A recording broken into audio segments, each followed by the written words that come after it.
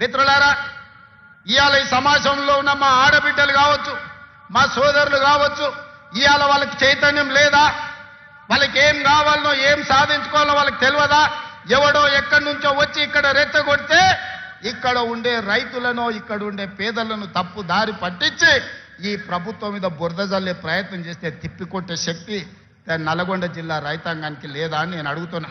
మిత్రులారా, నాడు నిజాం నవాబులనే దిగంతాలకు తరిమి కొట్టిన గడ్డ సాయుధ రైతాంగ పోరాటంలో నేలకు ఒరిగినా గాని తుపాకీని వదలకుండా పోరాటం చేసిన గడ్డ ఈ రోజు మనం స్వేచ్ఛను అనుభవిస్తున్నామంటే, ఈ రోజు ప్రజాస్వామిక రాష్ట్రంలో మనం ఈ రోజు మనుగడ సాధించినామంటే నల్గొండ ప్రాంతంలో జరిగిన సాయుధ రైతాంగ పోరాటమే ఈ రోజు మనకి స్వేచ్ఛనిచ్చింది.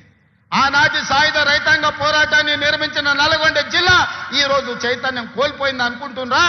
లేకపోతే నల్గొండ జిల్లాకు కావాల్సిన ప్రాజెక్టులను సాధించుకోలేరు అనుకుంటున్నారా గత పాలకులు అని చెప్పి నేను సందర్భంగా అడగదలుచుకున్నాను. మిత్రులారా, 10 సంవత్సరాలు 20 లక్షల కోట్లు వాళ్ళ దగ్గరకు వచ్చినాయి. 20 లక్షల కోట్ల రూపాయలు వాళ్ళ జేబుల్లో ఉంటే 2000 కోట్లతోని ఎస్ఎల్బీసీని ఎందుకు పూర్తి చేయలేదో అడగండి. ఇవాళ ఈ ప్రాంతంలో ఉన్న సాగునీటి ప్రాజెక్టులు ధర్మారెడ్డి కాలువ కావచ్చు, పిల్లాయపల్లి కాలువ కావచ్చు, లేకపోతే గంధమల్ల కావచ్చు, ఏ ఒక్క ప్రాజెక్టు కూడా పూర్తి కాలేదు. 10 ఏళ్లలో ఇవాళ మనం పూర్తి చెయ్యాలి అనుకుంటే కాళ్ళల్లో కట్టెబెట్టి కింద పడేయాలని చూస్తూ ఇవాళ మీకు ఎందుకు మెడికల్ కాలేజ్ కట్టలేదు? ఇవాళ యాదగిరి గుట్ట మీద కాంట్రాక్టులు ఇచ్చి ఎవరికి మెక్కినరో ఇవాళ మీకు అందరికీ తెలుసు. నేను ఆరోపణలు చేయదలుచుకోలేదు, దేవుడిని వివాదాలకు రాజకీయాలకు లాగదలుచుకోలేదు. కానీ అది ఊరికే పోయిందా?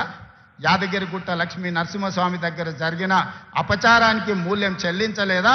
మన ప్రభుత్వం ఏర్పడ్డ నాడే బొక్కవోర్ల పడి మక్కెలి ఇరగలేదా? మీకు తెలియదా?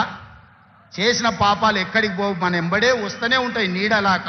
ఇవాళ పాపాలు చేసింది కాబట్టి మీ పరిస్థితి గట్లయింది. నేను అంటలేని మాట ఆ పార్టీ నాయకురాలే అన్నారు. ఏమన్నారు మిత్రులారా? మా పార్టీలో దయ్యాలు చేరనే.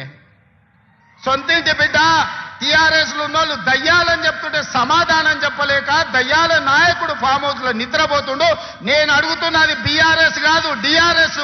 డిఆర్ఎస్ అంటే దయ్యాల రాజ్య సమితి. అది ఇయాల అది భారత రాష్ట్ర సమితి కాదు, అది దయ్యాల రాజ్య సమితి.